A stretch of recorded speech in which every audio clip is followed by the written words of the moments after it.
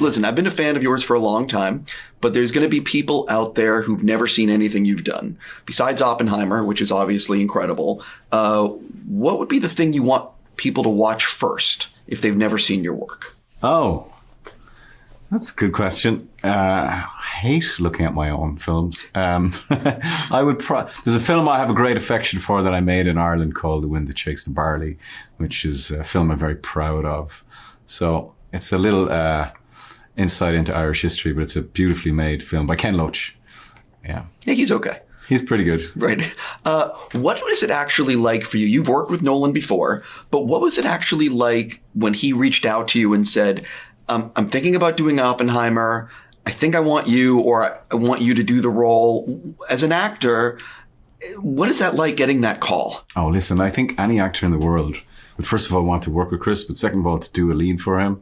You know, I can't think of any better word than it's a dream. It sounds like such a cliche, but it's the truth. But I had no idea he was going to call me. He just called me out of the blue. That's his MO. He just you never hear from him and then calls you. So he called me and I genuinely didn't know what it would be. And then he said, I'm making this movie about Oppenheimer and I would like you to play Oppenheimer. So it's this big shock and a very pleasant one. But then you kind of go, okay, I have a lot of work to do. Completely. Yeah. So what is it like? You get off the phone with him and are you immediately in your head like, I need to just start studying? Yes. Yes, exactly that. And I knew then, he told me the date we were starting to shoot. So I knew I had 6 months to really go in, but I would have taken more. But 6 months was good. And we just went straight at it. From that day, we were just into it. One of the things about this film is, obviously, it was filmed with IMAX cameras, and it's incredible. But as an actor, what is it like because it's a huge camera, what is it like when it's right there near you, and you know every shot is incredibly expensive, and it's also incredibly loud? You kind of get used to it, you know. You do, and I'm a bit of a Nolan veteran, so I'm kind of used to the huge cameras and the racket they make. But we have amazing DP, Hoyte van Hoyte, an amazing camera team. So it doesn't become a big deal after. And if you started thinking, oh, this is going to be my face, 80 foot on them, you just can't think about it like that. And Chris never talked about it like that. He just cares about the performances, what's happening in the moment, and the truth of the scene, I'm sure when you looked at the schedule and you saw everything you're going to be doing, you maybe had a day or two circled in terms of, oh, that might be a tough day. You know what I mean? So what was that day or two that you had circled, or you were in your head a little bit in terms of the performance or what was required of you that day? To be honest with you, they were all like that. But the section of the movie that I loved working on the most was the section in the room 2022 when we were all in the hearing. And we shot in this tiny, shitty little room. And there weren't any like movable walls or anything like that. It was just all of us in there and with this huge camera. But that felt almost like doing a play. We did that for 2 weeks. So all these incredible actors in, Jason Clarke, and then everybody would come in and do their piece. And I found that very emotional and heavy, but in a brilliant way. It was a real challenge. So that was my favorite chunk of the movie in terms of shooting it. What do you think would surprise Christopher Nolan fans to learn about making a Christopher Nolan movie? He's not that sympathetic to toilet breaks. That's not what I expected you to say, and it's also very honest. I'll leave that there. The other thing is, I'm fascinated by the way directors craft a performance. So what was it like on set because clearly Chris is looking for things in each take, and he knows exactly what he wants. Yeah. What is he like to work with when he's not getting exactly what he wants out of you? Does he direct, is it quiet? I'm thinking, you know what I mean? Could you talk a little bit about how he directed you?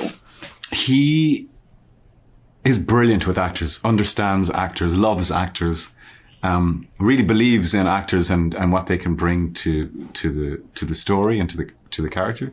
So an awful lot of the time we'll just find it. We'll be shooting, but we'll be finding the scene, and he'll let us experiment and explore stuff. And then he may come in and he'll just kind of just whisper very quietly in your ear. And generally the notes are very precise and succinct and brief, but they can totally spin the performance. And that's his genius. And it also comes from the fact that he's written it, so he's direct access to it. But he's phenomenal, like really phenomenal. So I saw this last night in IMAX 70 millimeter, and it is amazing. Like seeing it in that. First of all, the movie's incredible, but also that presentation. Have you seen it in IMAX 70? I have not seen it in IMAX 70. I'm going to. I'm looking forward. I've seen the other Chris's other movies in that format, and I cannot wait to see it. Is it going to tweak you a little bit in terms of when you see your face on that huge screen? Can you sit through? Because some actors I speak to, they really can't watch themselves. I don't enjoy it. I don't know many actors that do love looking at themselves. But I love watching it with an audience because that's what cinema is, isn't it? It's that, load of strangers in a dark room collectively invested in this thing. So watching it on your own in the screening room is not the same. I want to watch it with an audience, 100%. Yeah. I've seen movies just like you in a small, with nobody, and it doesn't have the same impact, the energy of everyone. Yeah. So I'm curious, what is it like, or what was it like for you reading the script for the first time? Because he wrote the Oppenheimer stuff in a different way than anyone. Like, could you talk a little bit about that? Yeah. So he wrote the script in the first person, which I'd never encountered and never experienced. And it blew my mind. It also, I realized that that was a huge responsibility because everything is kind of subjectively through Oppenheimer's eyes, except for the black and white bits, which are objectively from Strauss's point of view. But it was one of the best screenplays I've ever read, without a shadow of a doubt.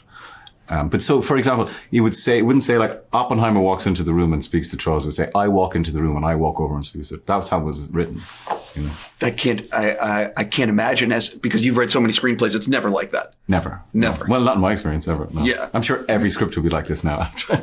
They'll all be copying Chris. That wouldn't come as a surprise. Yeah. So if you were to do a Nolan double feature with Oppenheimer, what is the other movie you would watch with it? That's a good question.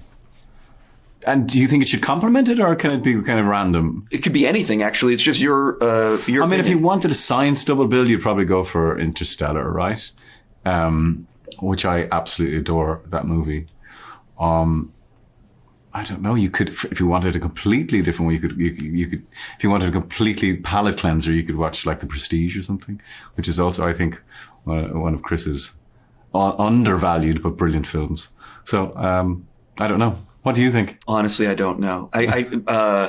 Inception would be an interesting one. Yeah. But all of his movies, as long as I could see it in an IMAX theater, would be great. Yeah. Like a double, you know what I mean? Yeah. So there's been talk, this is a different thing. There's been talk of a 28 months later sequel, but you're starting to reach the point where is it better to do 28 years later? I was talking to Danny Boyle recently. I said, Danny, I think we shot the movie in the end of 2000.